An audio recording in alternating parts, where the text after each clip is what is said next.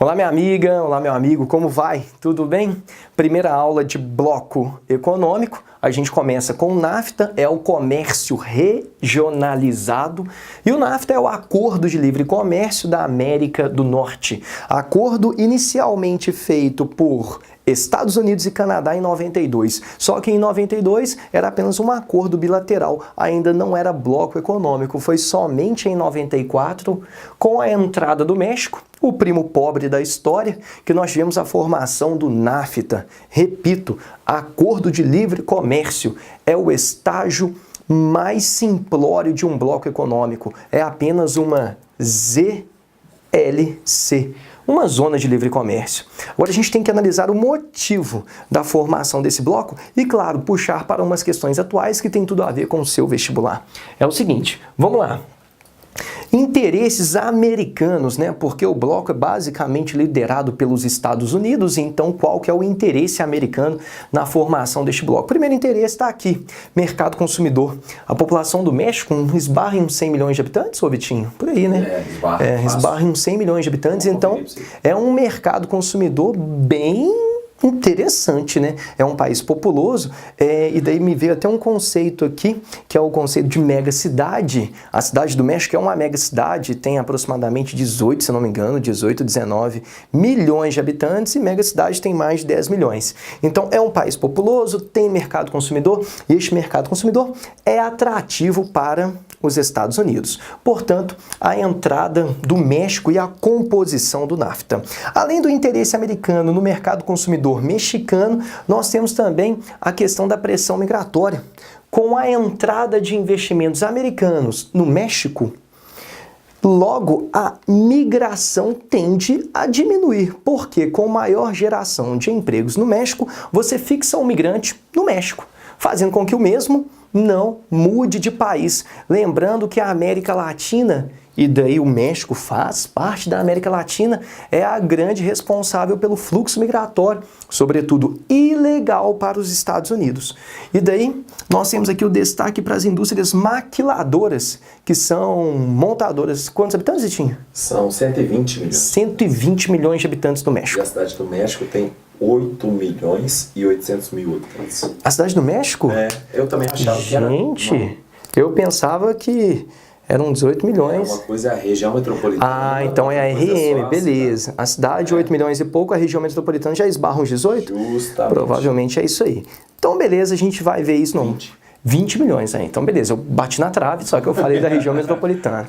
Vamos voltar aqui. Então, olha só, norte do México, a presença de maquiladores, que são as indústrias montadoras. Nós temos montadoras aqui, sobretudo de origem americana.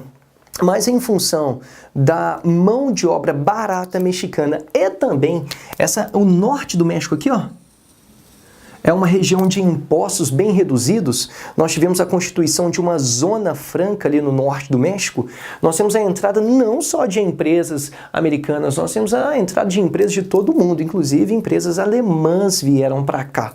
Mas o destaque nessa aula e o destaque para o México também são as indústrias americanas que ficam aqui no norte do México e são chamadas de montadoras. O termo em espanhol para montadora é maquiladora, beleza? Dessa forma, você aumenta a geração de empregos no México, aumentando a geração de empregos no México, você reduz o fluxo migratório de mexicanos em direção aos Estados Unidos. Então tá aqui, ó, o objetivo é reduzir este fluxo migratório de origem latina para os Estados Unidos, aproveitar o mercado consumidor, e daí a gente não pode esquecer que hoje o México é o grande responsável aí pelo tráfico de drogas em direção aos Estados Unidos. Nós temos aqui o grande mercado consumidor de cocaína no mundo, né? Com destaque, claro, para algumas porções do território norte-americano, como por exemplo o Nordeste americano, e daí a droga passa pelo México. Os principais cartéis da droga hoje estão no México,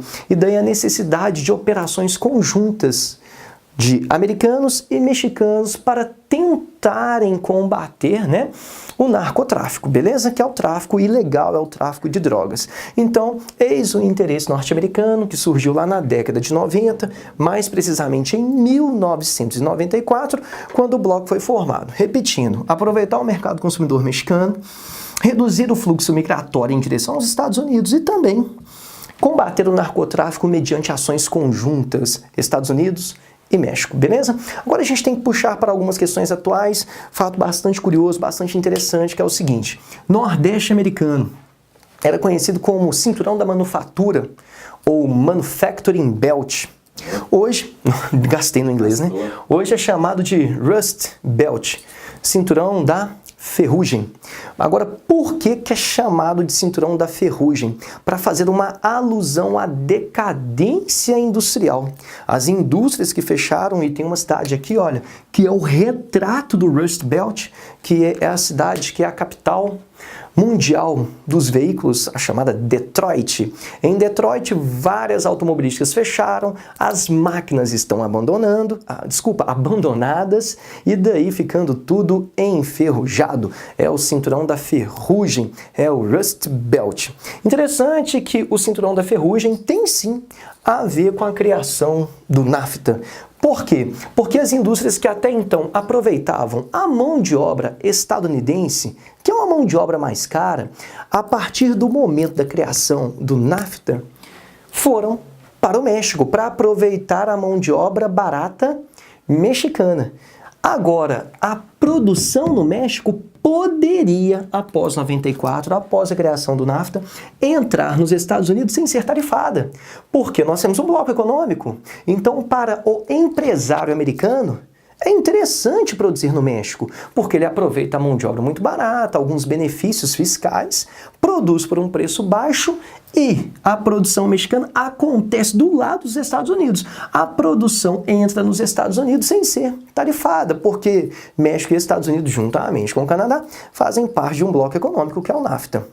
Dessa forma, o fechamento de algumas indústrias aqui, olha, tem uma relação direta com o NAFTA, que permitiu que essas indústrias entrassem, produzissem e vendessem depois nos Estados Unidos, sem tarifação. Beleza? Então, esta região se tornou uma região de exportação de emprego. Tá? Por quê? Porque a indústria sai daqui e vem para cá. A geração de emprego acontece no México. Aí você vai pensar, pô, então para o México é interessante, porque o PIB cresceu. Sim, o Produto Interno Bruto mexicano cresceu. Agora, uma coisa é economia, a outra coisa é desenvolvimento social. Se isso foi transformado em desenvolvimento social, já é uma outra história. Você tem que lembrar que nem sempre um país que é muito rico é necessariamente um país com bons indicadores sociais. Tá entendido?